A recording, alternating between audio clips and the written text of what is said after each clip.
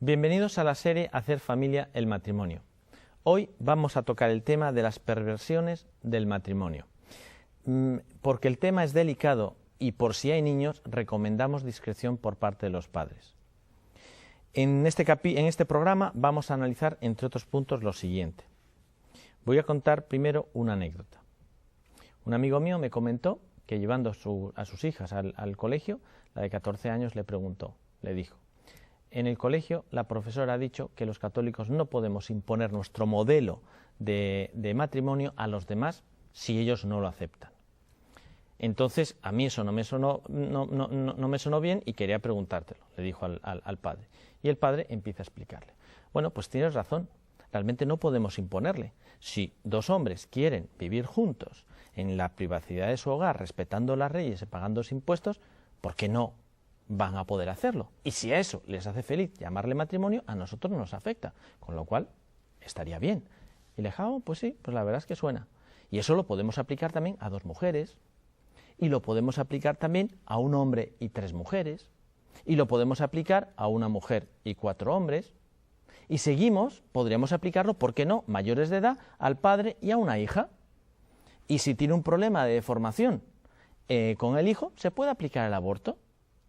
Y si seguimos, ¿por qué no una mujer con un animal, con un perro? Claro, la hija se dio cuenta del mensaje. Si tú a todo le llamas matrimonio, el matrimonio acaba perdiendo el sentido. Y hemos visto y veremos que el matrimonio tiene una raíz natural, no es una creación del hombre. Por lo tanto, solo hay un matrimonio. Ahora vamos a pasar a la definición por parte del Real Diccionario de la Lengua Española. Matrimonio es la unión del hombre y la mujer concertada mediante determinados ritos o formalidades legales. El segundo punto. La Iglesia no está en contra de los homosexuales, está en contra de la actividad homosexual. Igual que no está en contra de los adúlteros, está en contra de la acción de cometer el adulterio, sino de cometer. La Iglesia ama al pecador, pero aborrece el pecado. La aceptación del matrimonio homosexual representa la destrucción del concepto de matrimonio en sí mismo, ya que se abrirían las puertas a cualquier tipo de unión, como podría ser la poligamia, el incesto o la bestialidad. Sin más, pasemos al coloquio. No se vayan, ahora volvemos.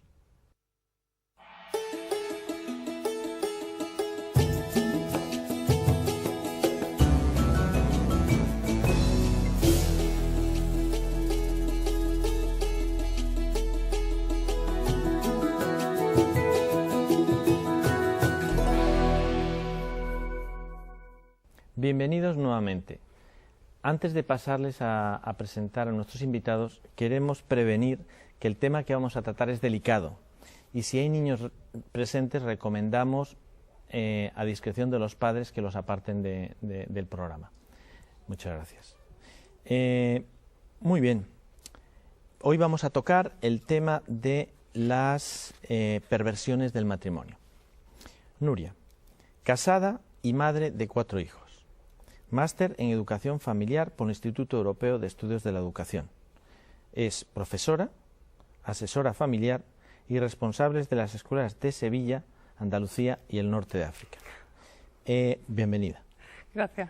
Juan José González, casado y padre de 2 hijos. Licenciado en Derecho y máster en Comercio Internacional. Colaborador en el Instituto Europeo de Estudios de la Educación en Madrid, España. Bienvenido. Muchas gracias. Bueno, pasamos a las preguntas. Nuria, ¿cuál es la definición de matrimonio? Pues el matrimonio se define como la unión de un hombre con una mujer para toda la vida y ordenado a la educación y procreación de los hijos y al bien de los esposos. Dios, cuando creó el matrimonio y al hombre y la mujer, como una vez decía un sacerdote, que los creó con un libro de instrucciones. Entonces, cada vez que nosotros nos saltamos ese libro de instrucciones, que pueden ser perfectamente los mandamientos, pues el hombre tiene problemas, ¿no?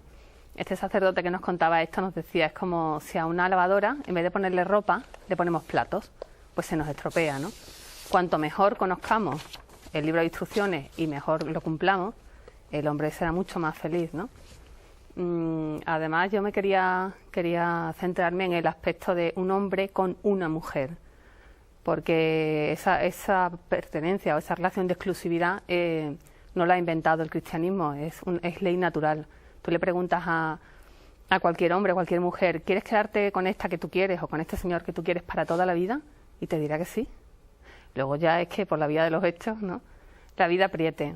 Yo recuerdo además un cantante que se llama Arrebato, que tiene una canción que dice: es que yo quiero que me quieras a mí nada más, que la alegría se me acaba si tú no estás, a mí nada más. No dice a mí, pero mañana puede ser otro y puede ser otro si todo viene bien, ¿no? Es un anhelo del hombre. No, muy bien. Josete, ¿cuál es la definición de perversión? ¿Y cuáles son las perversiones más frecuentes? A mí, en este momento, me gustaría utilizar la definición que de perversión define la Real Academia Española de la Lengua, y que lo hace en el verbo pervertir. Y lo define como viciar con malas doctrinas o ejemplos las costumbres, la fe o el gusto, perturbar el orden o el estado de las cosas. Esa es la definición de las cuestiones que vamos a tratar durante el programa. Y las más comunes, pues tenemos el bestialismo, que es la relación sexual de personas con animales, la homosexualidad, tan de moda en nuestros días, la inclinación hacia la relación erótica con individuos del mismo sexo y la práctica de dicha relación. Todo ello estoy empleando definiciones absolutamente asépticas, que son las del diccionario de la Real Academia Española de la Lengua. El incesto, que es la relación carnal entre parientes dentro de los grados en que está prohibido el matrimonio.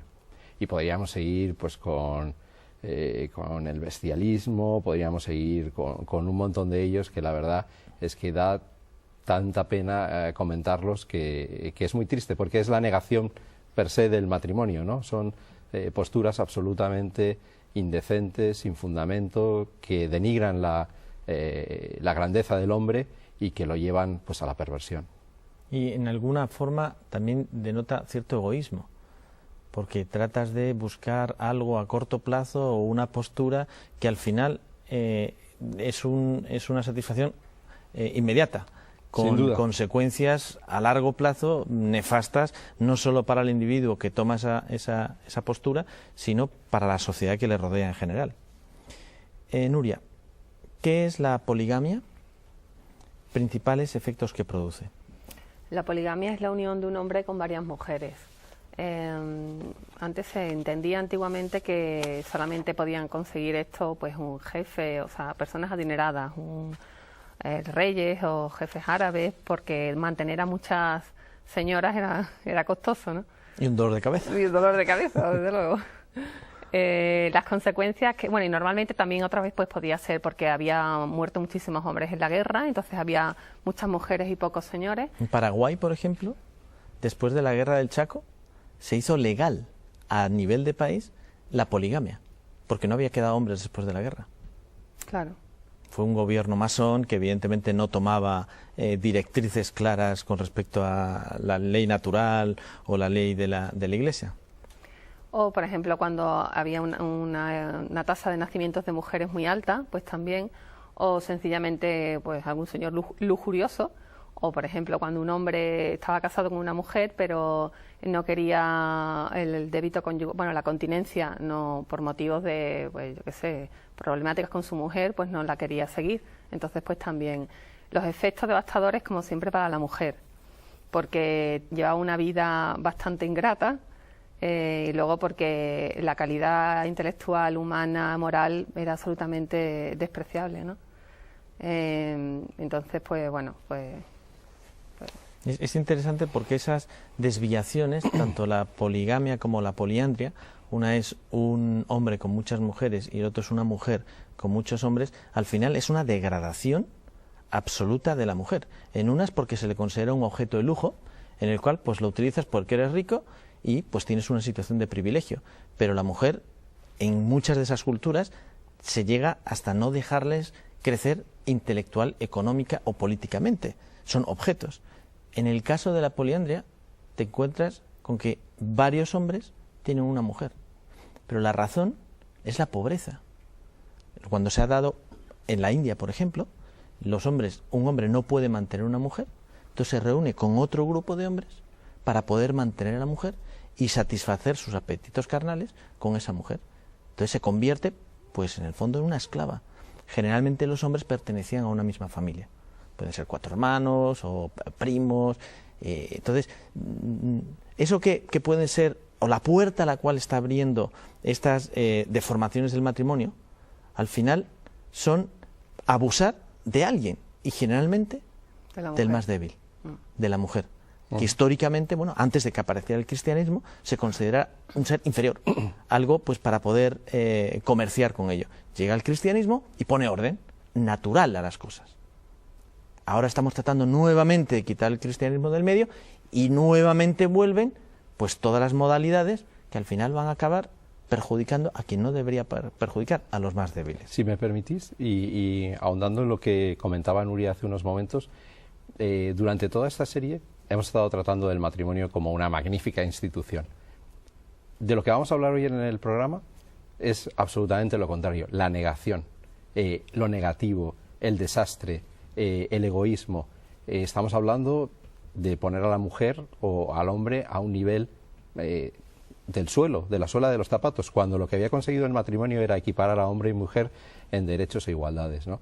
Entonces realmente es algo que tenemos que evitar, es algo que tenemos que tratar de concienciar a la sociedad, a nuestros hijos, y darles las herramientas para prevenirlo. No, inclusive hasta si profundizas con el tema de la homosexualidad, políticamente son tontos útiles. ¿Por qué? Porque están siendo utilizados por unas corrientes materialistas, de ideologías materialistas, con objetivo de hacer ingeniería social. Una vez que esa ingeniería social se aplique, van a ser eliminados, como se han eliminado los regímenes políticos que más duros han sido con la homosexualidad. No han sido los cristianos, ha sido el comunismo. En la Unión Soviética se ejecutaban a los homosexuales, se enviaban a Siberia. Adolfo Hitler, el nazismo, los enviaban a campos de exterminio. Y hasta no hace poco, en Cuba, por ser homosexual, te ibas a la cárcel. Y no nos vamos a ir a los países árabes, en el cual en Irán todavía se publican los homosexuales colgados por esa condición.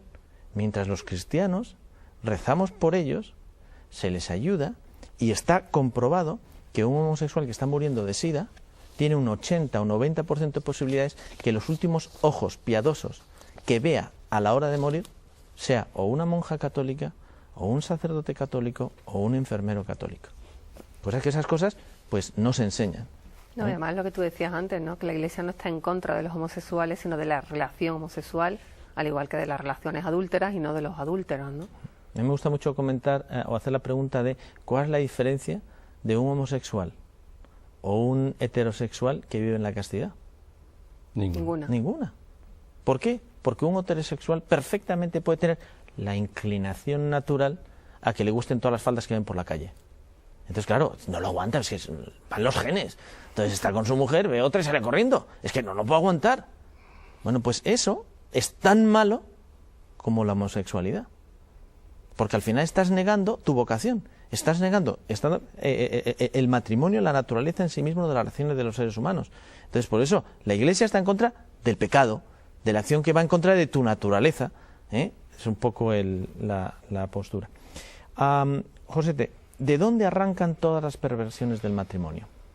Pues de las miserias del hombre, del pecado, de la ausencia de Dios, de la soberbia, de querernos como Dios y practicar estas aberraciones, ¿no? Pues como tener una relación